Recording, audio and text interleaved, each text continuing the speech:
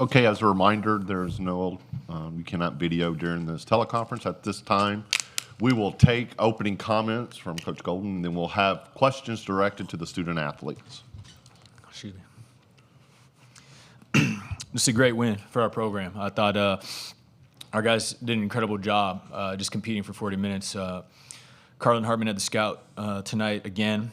He's had Bama scout, and just I thought on a short turnaround they did an incredible job preparing our guys today for the challenge. And then, incredible first half both ways. I thought both teams played really, really well. I thought some really efficient basketball. Neither team could really get away from each other. It was really neck and neck the whole half. And I simply think our depth wore out in the second half. Our proved out, showed out in the second half. And we were able to get in their bench a little bit. Our bench stepped up, made some really big-time plays, allowed us to get some rest for our starters. And we just kept coming in waves in the second half, and thought we did an incredible job wearing them down. But that's one of the best teams in America we played today. And the fact that we were able to perform the way we did, I'm just really proud of our program, our players, and our staff right now. For questions, please raise your hand, and we'll get you a microphone, and please state your name and affiliation. To the right. Yeah, Kevin Brockway, Gainesville Sun. For Will, obviously, you were part of the team last year that got to the SEC tournament finals. Just, being able to get back here and how much maybe that drive you to kind of, finish the job and try to win the championship tomorrow. Yeah, it's huge. Lost last year definitely hurt. When Micah going down and stuff. So it's definitely huge to be able to get back to that stage, and we definitely want to go make it happen this year. Here in the front.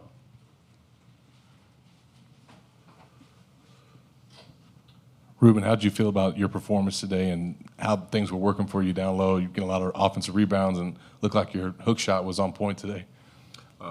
It feels good, just to go out there and do what I've been practicing. But overall, I can't do it without my teammates. So I'm just, glad to be around them and being able to get encouragement from them. Just keep pushing, keep being positive and all. So it's just a good thing being able to display that in this stage. So. How much of the emphasis was on offensive rebounding in this matchup, especially coming off the game last night, where I know Coach Golden challenged you guys to step it up? Yeah, it's something that we have been doing all year long, so it's just right to do it again. So yesterday we had we slacked back, so this time around we just kind of tightened up things and then did what we had to do because that's what we do, that's our identity. So we just have to get back on track. We'll go right here in the front. Hey, Will, Chris Harry, FloridaGators.com. Coach spoke about the depth. Can you speak to Micah's performance coming back a year later and just doing what he did in limited minutes? Yeah, it's been huge. Just seeing how much he's attacked rehab and stuff like that, just working his way and getting back. It's a blessing to see him out there, and then he's provided such a spark for us off the bench. So it just shows how much how deep of a team we are, and with him coming back, it's giving us another level, another gear. Right here. Will, Graham Hall, 247 Sports. Just looking back to where you were as a freshman to where you are right now, just how much more pride do you take in your defensive communication? How much do you think you've just grown in that aspect of your game? Yeah, I think I've grown a lot with the offseason and stuff like that, testing the draft, and then just talking to my coach and stuff. They definitely helped me develop a lot and told me that's the area of my game that will help me take that next jump. So it's definitely been something I keyed in on, and it's been helping us so far. So.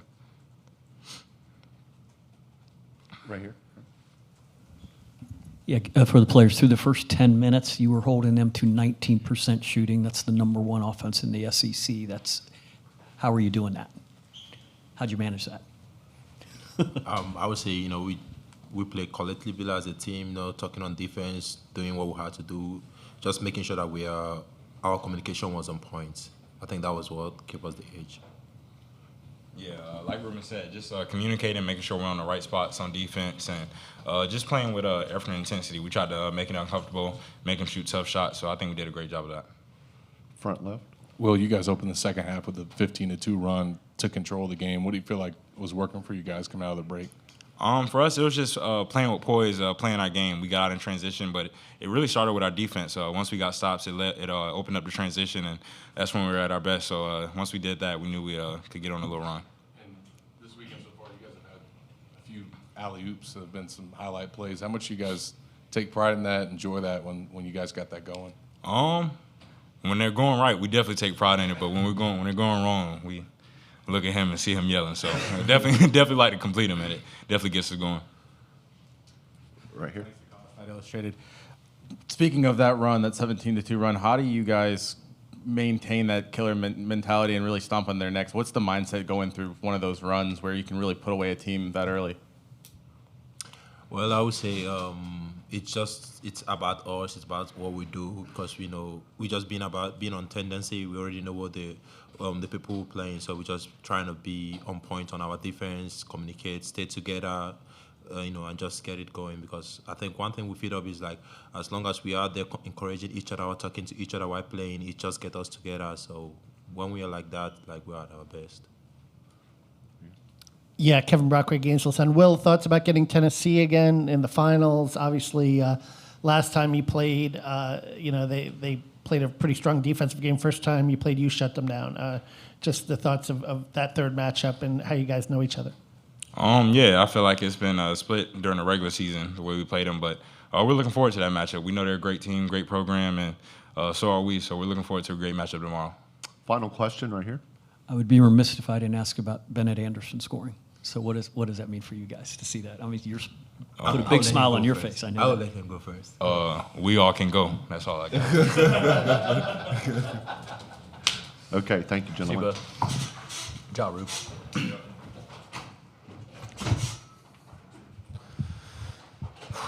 Okay, we'll take questions for Todd. Please raise your hand.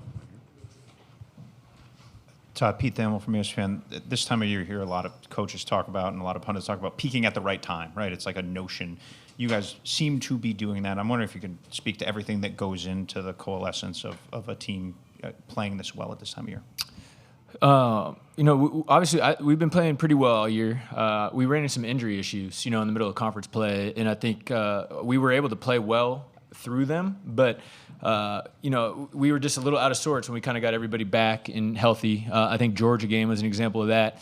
I think we've played 5 or 6 games since then, and in every game since then we played at an insanely high level. And I think Kondo getting back healthy and getting back, his legs back under him. Obviously Micah getting comfortable out there, and Irby being able to be a rotational player for us allows us to get good depth and rest for our starting backcourt.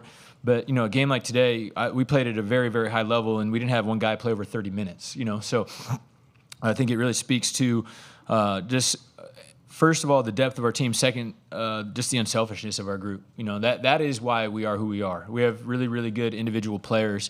But what makes this team special and gives us a chance to play deep into March and hopefully early April is just our unselfishness and our willingness to make the extra pass, to let, when it's opportunistic for other guys to take the shots, to move the ball to them, and we just have a very mature, unselfish group that way. Far left. Gabriel Jackson, Field of 68. Can you talk a little bit about possibility of playing Tennessee tomorrow for the possibility to secure a 1 seed?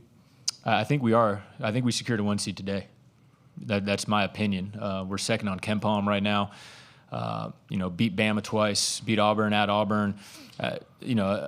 I don't really think it's a debate regardless of the result tomorrow. With that being said, another opportunity for us to get, a really good win, another big challenge, a team that I would argue is one of the most physical and just tough-minded winning programs in America, in Tennessee. Obviously, Rick Barnes is an amazing Hall of Fame coach, and they got the best of us the last time we played. So our guys will be excited. We'll be ready to go. And, more than anything, it's just a great opportunity for us to get a championship.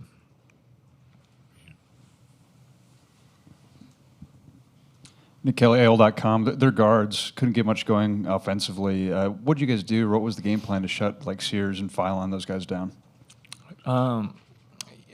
First half, I thought we were just okay that way. They scored 47 or whatever, 45. But in the second half, I just think we warmed down. Mark is an incredible player. LeBaron's a great freshman. Those guys are great off the balance, great in ball screens.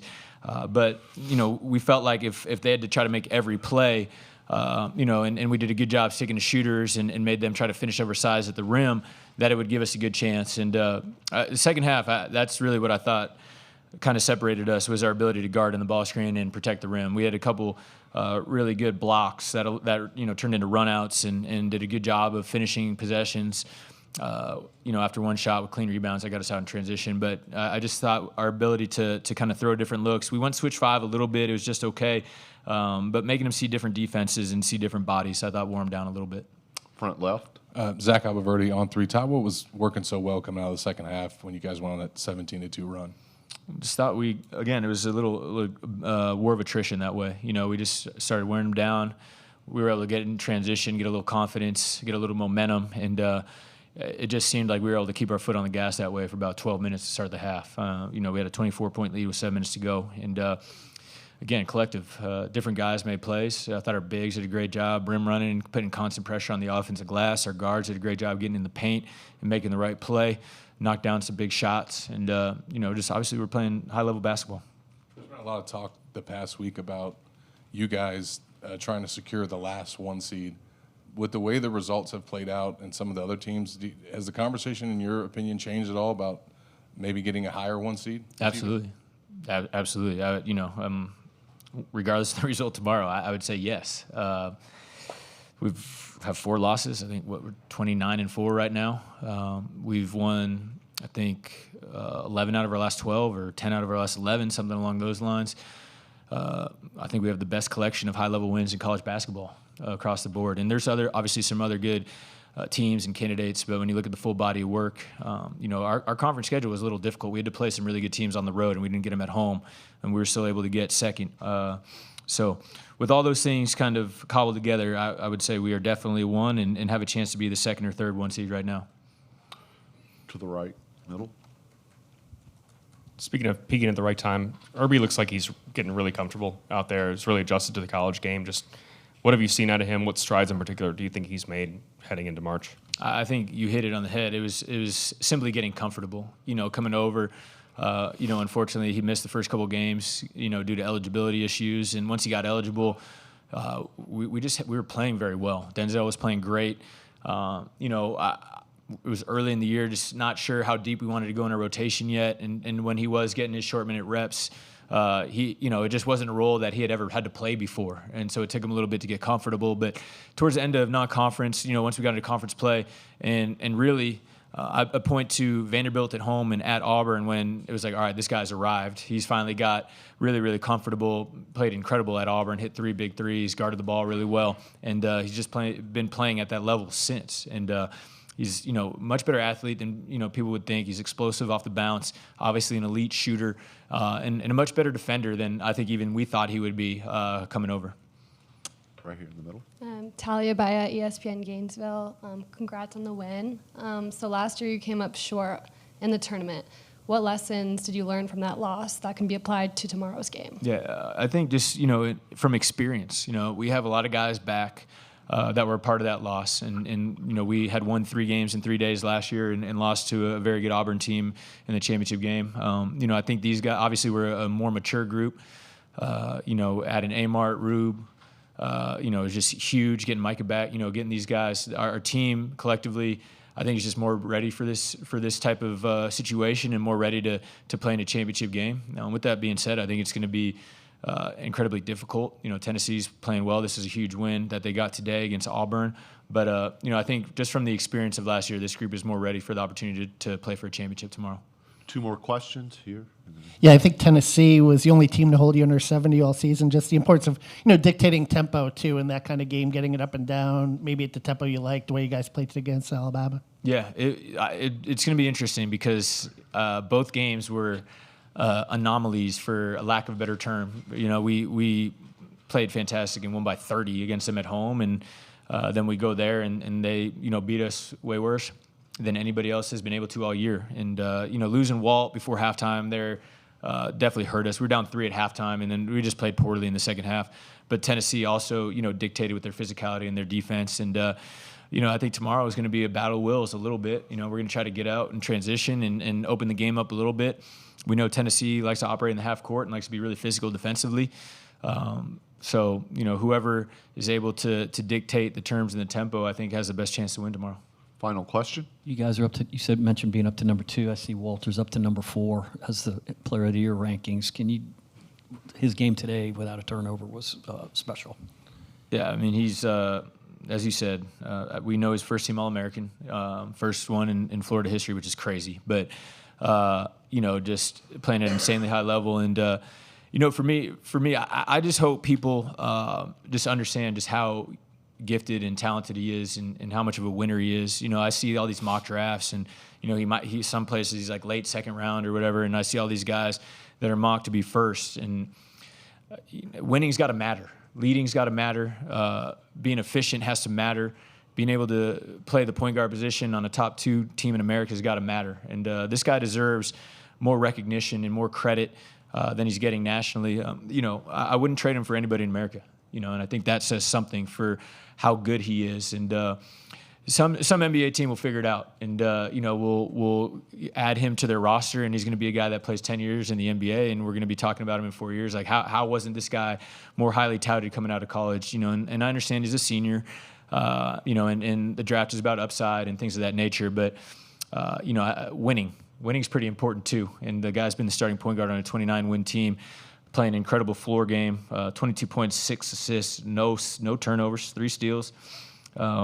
Again, playing like the best point guard in America right now. Final question? Right here. No, I just did. We're done? We're good. Cheers. I got lost. See you all tomorrow. Congratulations. Thank you.